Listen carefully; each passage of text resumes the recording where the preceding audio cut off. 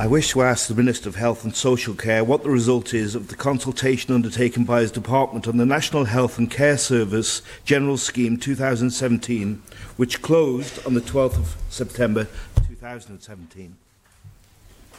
The Minister to reply. Mr Ashford. Thank you, Mr President. The Department carried out 2 consultation exercises last summer on matters related to the National Health and Care Service Act 2016, so as to get the views of as many people as possible on various proposals before finalising what will be brought to Tynwald Court for approval.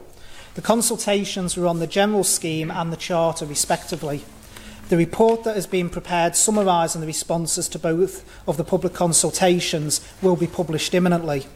I will review next steps as a matter of urgency. Presenting the General Scheme and the Charter to Tynwald is an important step in bringing the National Health and Care Service Act 2016 into operation.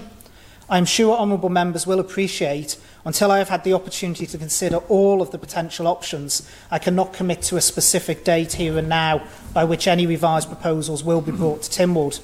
However, I can reassure the Court that this work is a priority. In the meantime, Mr President, I can advise honourable members that I have decided in respect to the prescription charges, the proposals in the draft General Scheme will not be proceeding with the proposed changes at this time.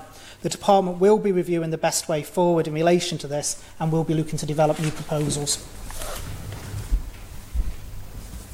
Supplementary, Mr Cretney. Is the Minister aware that his predecessor, I'm told, made a public statement about what the outcome of the consultation was when she was leaving? Minister. Thank you, Mr President. In relation to the outcome of the consultation, as I was stating, the responses will be published imminently. In fact, it will be today. And the Department has decided that for now we will not be proceeding with what were the proposed changes put out for consultation.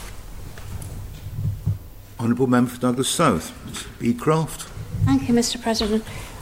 Could the Minister confirm that he is aware of the changes in the UK regarding certain lists of prescriptions that would be available, and that officers, because of the response to the consultation, which didn't go down well, that officers are actually looking at alternative ways, and one of these is actually to have free prescriptions for everybody. Dependent how that turns out, obviously whether it stacks up or not, it would be a wonderful thing to do, but I know that the work is well underway on that option. And could the Minister confirm that he's been given all the details of that valuable work? Minister to reply. Thank you, Mr President. I can confirm I have had the details of that valuable work.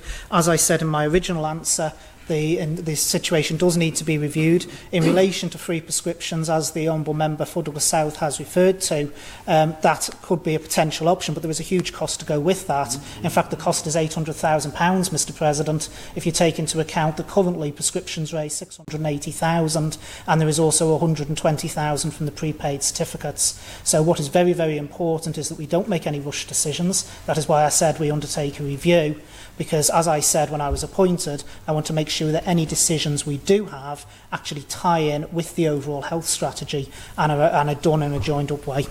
Honourable Member for Ayr and Michael. Mr Baker. Thank you, Mr President. Would the Honourable Minister agree with me that whilst it would be very nice to give everything to everybody for nothing, that's actually not the reality of the situation that he finds himself in, and that statements by previous ministers on the radio to the effect of prescriptions being given free to everybody are not helpful in his new role, and that he needs to be able to look in a considered manner at the whole picture in line with the motion that's in front of us this afternoon, and to guide what is a very valuable service through the next few years in a very controlled, considered manner. Minister to reply. Thank you, Mr President. I think controlled and considered has to be the watchwords, to be perfectly honest, of the Department going forward. In relation to giving away things free in other jurisdictions, I've never been a great fan of following what other jurisdictions do. I think what we need to do is take a calm, considered look and decide what is right for us here in the Isle of Man.